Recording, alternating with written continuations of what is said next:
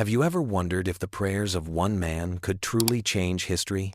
Could the voice of a coal miner's son rise louder than the noise of Hitler's armies? This is the story of Rees Howells, a man trained through surrender, tested through fire, and hidden in prayer, whose unseen life shifted nations. Rees was born on October 10, 1879, in Bryn Mawr, a small village in South Wales. He was the sixth child out of 11. His father worked deep inside the coal mines. The family was poor, and survival was tough. Some days they had food, on other days they went hungry. The valleys around them were filled with small chapels. Sweet hymns echoed through the rolling hills every Sunday. But for young Rees, faith was just a routine. It was tradition passed down from his parents. It was duty, not power. It was habit, not fire. At 12, he joined his father underground in the mines. The air was thick with dust. The ground shook from the blasting rocks. Explosions were common. Cave-ins were deadly. Many miners left for work, not sure if they would ever come back. Rees saw it all: the danger, the fear, the pain, the poverty. But somewhere deep inside him, a quiet hunger grew. He longed for something beyond the darkness of the mines, something greater than survival. Summit. At 22, Rees packed his few belongings and left for America. He dreamed of starting over, a fresh beginning far from the gray coal valleys of Wales. He wanted a life that didn't smell of dust or sweat. In America, he found work in the steel mills, a place as loud and dangerous as the mines he'd left behind. The heat was fierce. Sparks flew like fireflies. Long shifts drained his body until his hands shook from exhaustion. The work was brutal, but the pay was better than anything he had known back home. Rees began saving money carefully, always thinking of the future he wanted to build. But as the weeks turned into months, he realized something was missing. The money gave him comfort, but not peace. The long hours filled his pockets, but emptied his heart. He had traded one kind of labor for another, and his soul still felt hungry. He couldn't explain the emptiness that haunted him, that quiet ache deep inside that no achievement could silence. His roommate was a Christian man, calm and gentle, the kind who spoke to God as if he were right there in the room. Every day, Rees heard him pray morning and night, and many times, as the man whispered to God, Rees heard his own name spoken in those prayers. Those words pierced him. They unsettled him. He tried to ignore the stirring inside, but something holy began to press against his heart. Conviction settled over him like a heavy hand.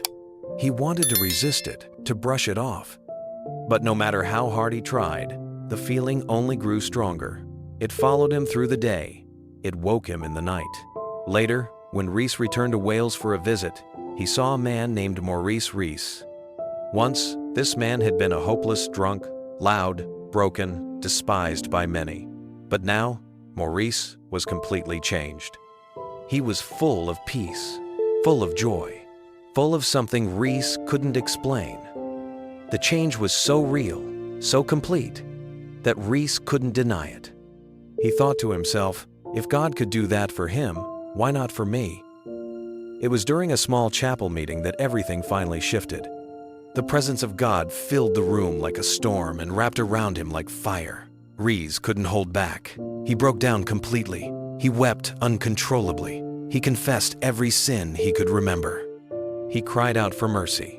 And in that moment, the moment he fully surrendered his heart, everything changed. Peace flooded his soul. The weight lifted. For the first time in his life, Rees Howells knew what it meant to be truly alive. That day, he gave his whole life to Jesus Christ. He was no longer just a miner's son. He was a new creation, eternal. But salvation was only the beginning. God had a new kind of school waiting for Rees, not one with classrooms or books, but a school of the Spirit, where every lesson came through obedience and surrender. Soon, Rees began to feel the voice of the Holy Spirit deep within his heart. One day, that voice asked him a question that shook him to his core. Are you willing to be a fool for me? Those words struck like fire. A fool?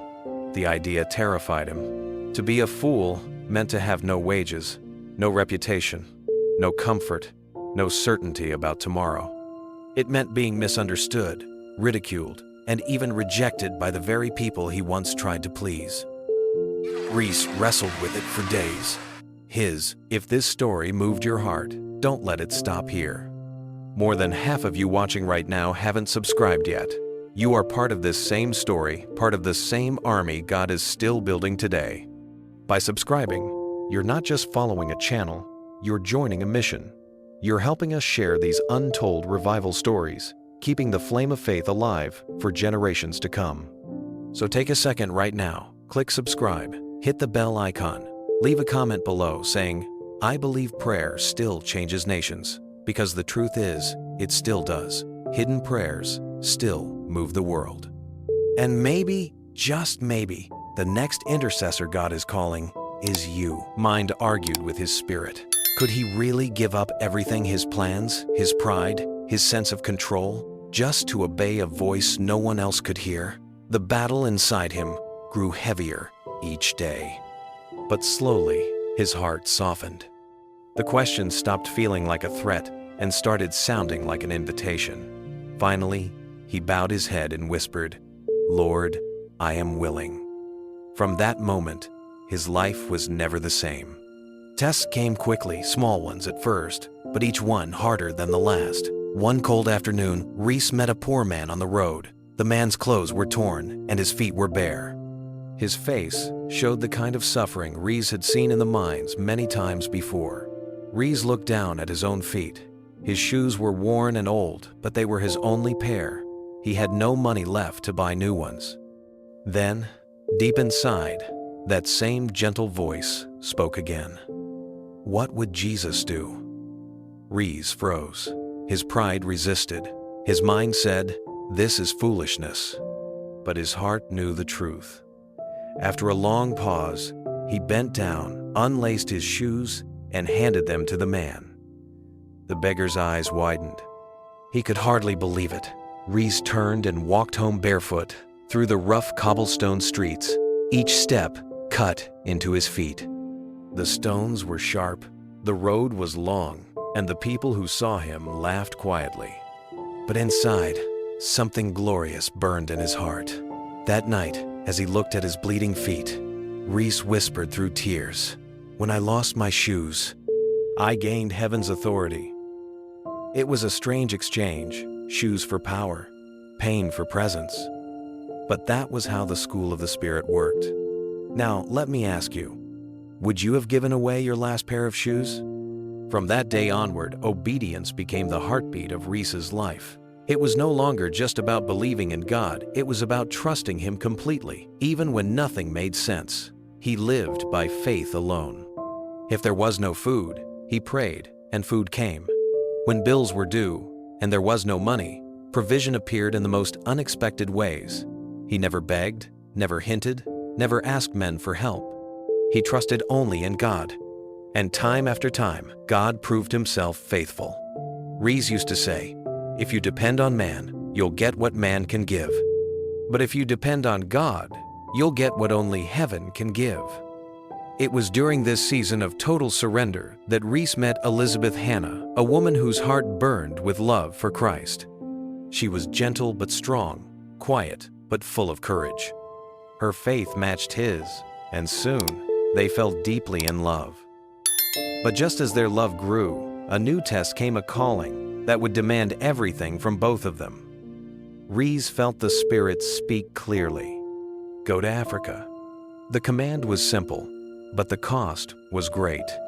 Africa, in those days, was far, dangerous, and filled with disease. Travel was long and uncertain. Communication was nearly impossible.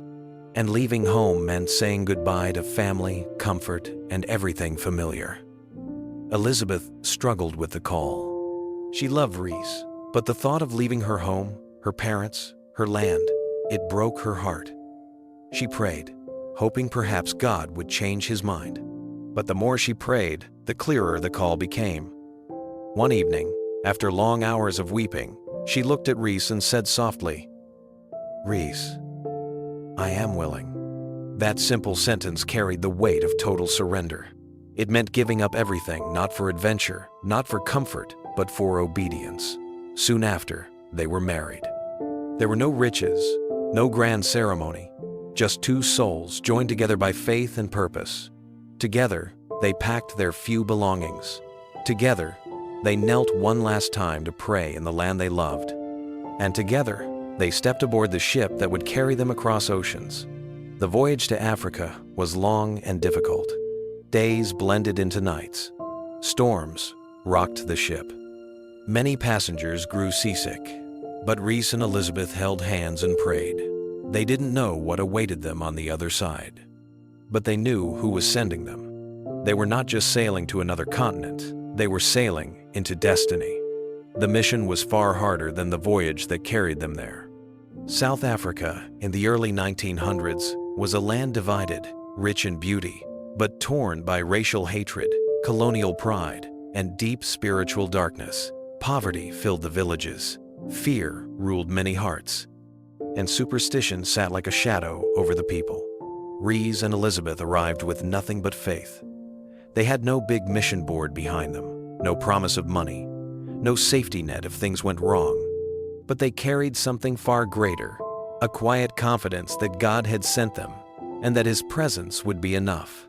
Prayer became their only weapon, and love became their only language. When they prayed for the villages, whole communities opened their hearts to Christ. When they prayed for the sick, healing power began to flow. People who had suffered for years were suddenly restored. When they prayed for those bound by evil spirits, the demons fled screaming into the night. Revival fires began to spread across the dry lands like brush fire after rain. Everywhere they went, something invisible shifted. People whispered, "The God of these white-skinned strangers is alive." But Africa was not just a land of miracles. It was also a place of cost, a furnace where faith was refined through suffering. Rees nearly died of malaria. His body burned with fever for days. He drifted between life and death as Elizabeth knelt beside his bed, praying, begging God to spare him. Then, when he recovered, it was Elizabeth's turn to fall sick, weak, pale, and exhausted from the endless work and scorching heat. Food was scarce. Many nights they went to bed hungry. They had no savings, no backup plan, but even in those moments, they refused to doubt. They said, "If we die here, we die obeying God." Their small team of friends and local believers faced the same hardships. Some caught deadly fevers and never recovered. When they buried their dear companions in African soil, the grief was heavy, the kind that makes your knees give way. But even through their tears, Rees and Elizabeth lifted their hands and sang softly, "It is well with my soul." They had come to bring life, and in that sacred mission, some lives had been given. But to them, the price was worth it, because every grave they left behind was also a seed that would one day bloom into revival. Grief hung over them like a cloud. The weight of loss pressed deep on their hearts. Every grave they passed in Africa reminded them of the cost of obedience, of how faith is often written in tears and sacrifice. There were days when the loneliness felt unbearable. The people they had buried were more than friends. They were family soldiers of faith who had fought side by side with them in prayer and pain. And yet, in the middle of their sorrow, something unshakable kept them standing. They had come to know God in a way few ever do not, through blessings or comfort, but through brokenness. Poverty followed them everywhere. There were times when the cupboard was empty, times when they didn't know where the next meal would come from. Still, they never begged. They never complained. They never asked men for help. They looked only to heaven, and heaven never failed them. Eventually, their health weakened. The long years in the African heat had taken their toll. With heavy hearts, Rees and Elizabeth decided to return to Wales. They had no land waiting for them, no house, no savings, just their little son, Samuel, and a few worn-out belongings. When they stepped off the ship back in their homeland, they were not rich, but they were not poor either, because they carried something far more valuable. They brought back the lessons they had learned in the fire. They brought back the kind of faith that cannot be shaken. They brought back the power of intercession, the deep understanding that prayer, when born out of surrender, can move mountains and change nations. Though their hands were empty, their spirits were full. Though their bodies were tired, their hearts still burned with divine purpose. They had gone to Africa as missionaries. They returned as soldiers of prayer. And while others might have seen failure in their poverty, heaven saw something different. A man and woman refined like gold, carrying the flame of faith that could never be extinguished. They came home with little to show the world, but they carried something greater. Back in Wales, God gave Rees and Elizabeth a new mission, one that didn't involve crossing oceans, but could still touch the world. This time, it wasn't Africa that needed them, it was the nations. And the tool God would use wasn't travel, it was training. In 1924, with no financial backing, no rich supporters, and no clear plan except obedience, Rees and Elizabeth opened what would become known as the Bible College of Wales. They had no money to start with, not a single wealthy patron to fund them. Just faith raw, tested, and proven in the fires of hardship. A property became available in Swansea. The price was impossible for them, but instead of giving up, they knelt down. They didn't call banks or sponsors, they called heaven. Day after day, they prayed. And then, God provided. The property was theirs. It wasn't the result of effort or strategy. It was the fruit of faith. But the miracles didn't stop there. They needed furniture, and it came through prayer. They needed food for the students, and it came through prayer. They needed teachers, and they came through prayer. Every single need, whether small or great, was supplied the same way. There was no and Hitler, without reason, ordered his tanks to stop. Little fishing boats and private ships crossed the English Channel and rescued more than 338,000 men. Churchill called it the miracle of Dunkirk, but in Swansea, they called it the power of prayer. Rees reminded the students, "The world will never know what is won here, but heaven records every cry." They didn't fight with guns, they fought with faith. And in those years of fire and fear, while bombs fell and empires crumbled, the Bible College of Wales stood as a fortress, not of stone, but of prayer. The Blue Room became famous not on earth, but in heaven. It was where battles were fought and victories declared long before they appeared in the news. And though the world called them ordinary men and women, God called them generals of prayer. If this story moved your heart, don't let it stop here. More than half of you watching right now haven't subscribed yet. You are part of this same story, part of the same army God is still building today. By subscribing, you're not just following a channel, you're joining a mission. You're helping us share these untold revival stories, keeping the flame of faith alive for generations to come. So take a second right now, click subscribe, hit the bell icon, leave a comment below saying, "I believe prayer still changes nations," because the truth is, it still does. Hidden prayers still move the world. And maybe, just maybe, the next intercessor God is calling is you.